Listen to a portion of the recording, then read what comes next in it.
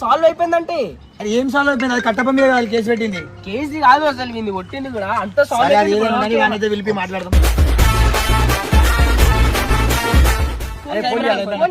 Phone చేసి చెప్పు అన్న ఇట్లా పిలుస్తున్నా మాట్లాడతా అని చెప్పు.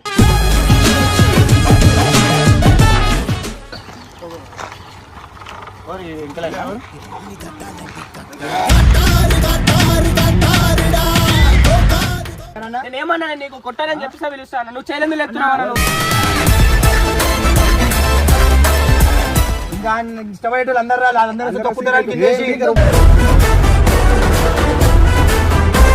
ఎట్లా ఫోన్ చేస్తారు? ఎందుకు ఫోన్ చేస్తారు? అయిపోయింది కదా, అయిపోయింది కదా. బరాబర్ ఫోన్ చేస్తే నేను కూడా బరాబర్ కొట్టిస్తూ ఇప్పుడు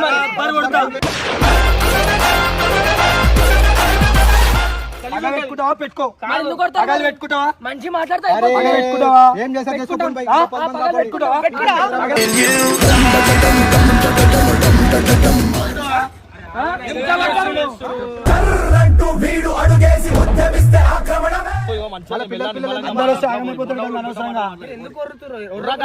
మాట్లాడు.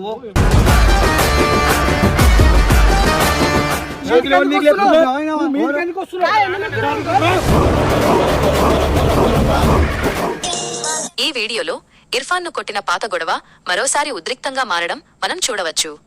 ఇర్ఫాన్ ను కొట్టిన వ్యక్తులను ఒక ప్రత్యేక ప్రదేశానికి పిలిపించగా అక్కడికి ఇమ్రాన్ అన్నతో పాటు ఇర్ఫాన్ ని ఇష్టపడే సబ్స్క్రైబర్లు కూడా భారీ సంఖ్యలో చేరుకోవడంతో వాతావరణం వేడెక్కింది.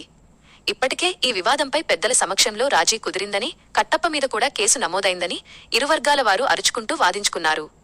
అయితే చిన్నపిల్లడని కూడా కనికరం లేకుండా ఇర్ఫాన్ ను కొట్టడం, అంతేకాకుండా కుటుంబ సభ్యులకు ఫోన్ చేసి వేధించడంపై సబ్స్క్రైబర్లు అత్యంత తీవ్రంగా స్పందిస్తూ ఆ వ్యక్తులను నిలదీశారు.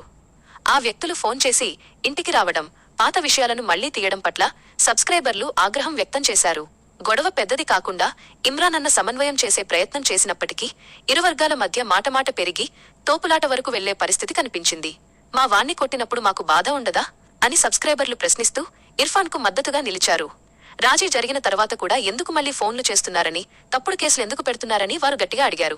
చిన్న పిల్లలతో ఇలా ప్రవర్తించడం సరికాదని, మర్యాదగా మాట్లాడుకోవాలని ఒక పక్కన సర్ది చెబుతున్నా మరోపక్క ఆవేశకావేశాలు పెరిగాయి. వీడియో చివరలో ఇరు వర్గాల మధ్య గొడవ సద్దుమణిగేలా చేయడానికి మరియు అసలు సమస్యను శాశ్వతంగా పరిష్కరించేందుకు చర్చలు జరపడం స్పష్టంగా కనిపిస్తుంది. తమ టీం సభ్యుడికి జరిగిన అన్యాయాన్ని సబ్స్క్రైబర్లు తమ సొంత సమస్యగా భావించి స్పందించిన తీరు ఈ వ్లాగ్ మొత్తం ప్రధానంగా సాగింది.